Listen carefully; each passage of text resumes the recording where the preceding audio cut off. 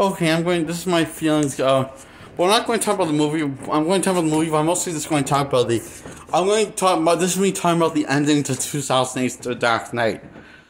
The Christopher Nolan from the second installment in the Dark Knight trilogy. Yes, it's called The Dark Knight trilogy, not the Batman trilogy. Not Nolan's Batman trilogy, which would be a better name. This is what's called the Dark Knight trilogy because that's the most that's used more than Batman in the trilogy. I don't know why. I just finished the Dark Knight again for watching again, and I noticed that I've left something out, and I noticed something different. I have noticed that about the Dark Knight, besides the terrible ending. I noticed that this ain't really a Batman story, but it's Harvey Dent's story.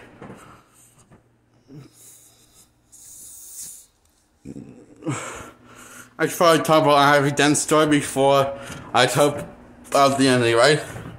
Okay, he goes from being Gotham's White Knight, the beacon of hope, the symbol of hope that Batman can never be, and Batman is jealous because he wants to settle down with Rachel, but turns out Rachel was a two-time slut and who chose Harvey. Then after being safe, after Rachel thinks that Harvey's rejecting her offer, her feelings, she says there's something she's about to say that someone else said that someone else was playing, but the thing gets blown out to hell because she's a cunt. So Harvey goes nuts. He's a little nuts and filled with serious anger now,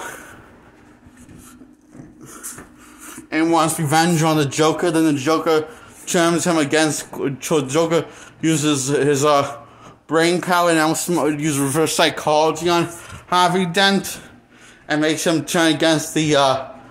He goes from turning on the Joker to turn against Gordon and Gordon's cops and Batman and everyone on the good guys' side, or we're helping the good guys. So he gets half burned. His face and body gets half burned, and probably his dick gets half burned off, and his balls. Oh my god, that sounds incredibly painful. Anyway, I can't think of that right now. So anyway, he gets half burned and looks more like he looks like Two-Face from the comics, which somehow I can't help but thinking how's he still alive, because that, was someone was that burning, losing that much flesh, they would have survived and they would probably die in minutes, not after a fall.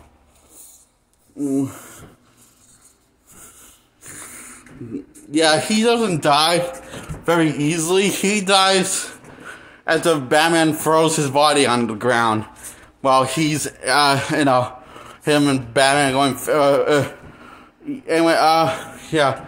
So he now wants revenge, and he says that he's been getting lectured on not letting things go to chance, and he says, I'm not letting things go to chance.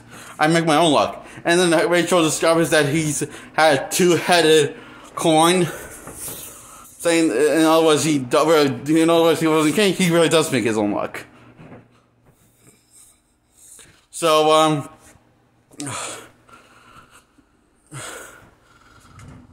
well, in the meantime, Batman's trying to hunt the Joker. A bunch of explosions are happening. Blah blah blah.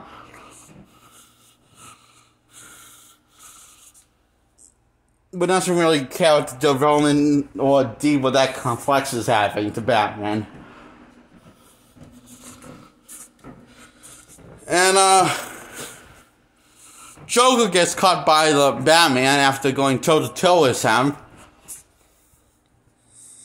And by the SWAT team gets brought in, that's the last we see of him.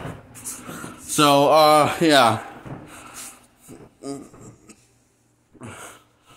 And then he has to go save Gordon's kid, who's about to get killed off by Harvey Dent, who is now Two-Face, and goes by the name Harvey Dent Two-Face, instead of just Two-Face.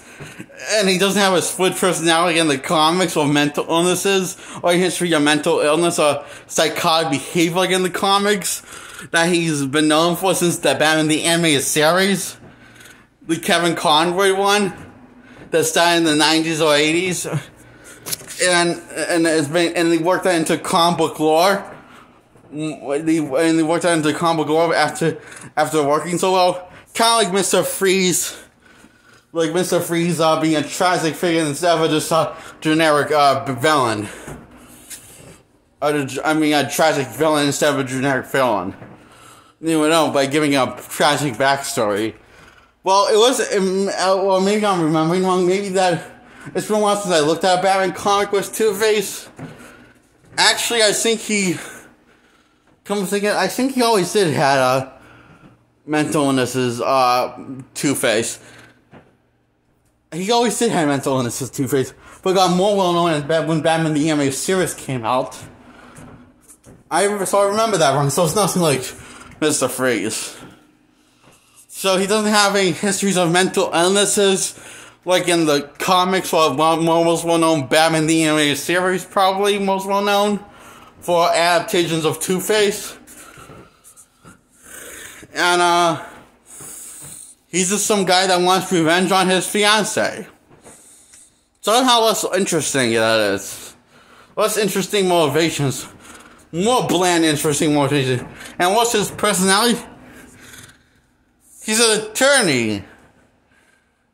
Married to a sexy girlfriend. And, who makes some luck. By making it look like he some things up to chance. And yeah, I'm just going to say Harvey Dent's bland in this.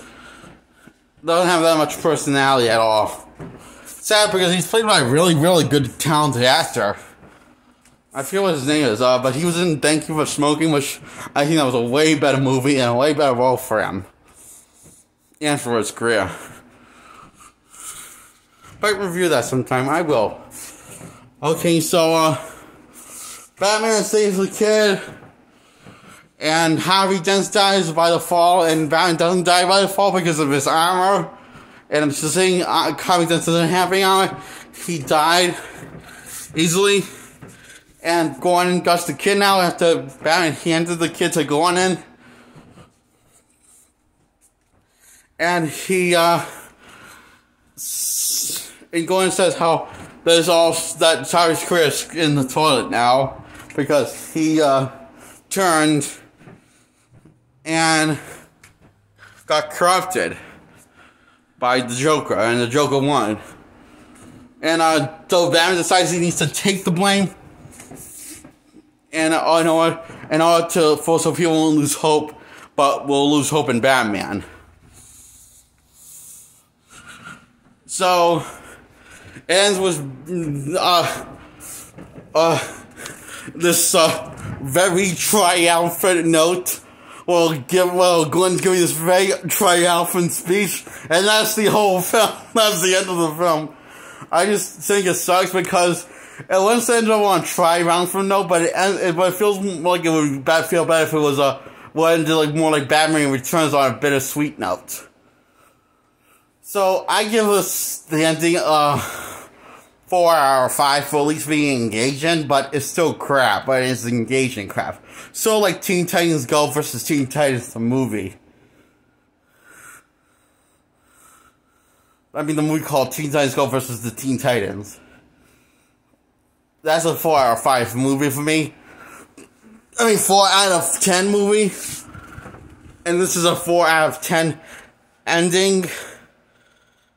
And that means that 4 out of 10 is slightly below average, but it's crap, but not enough to call super crap, but just kind of crap.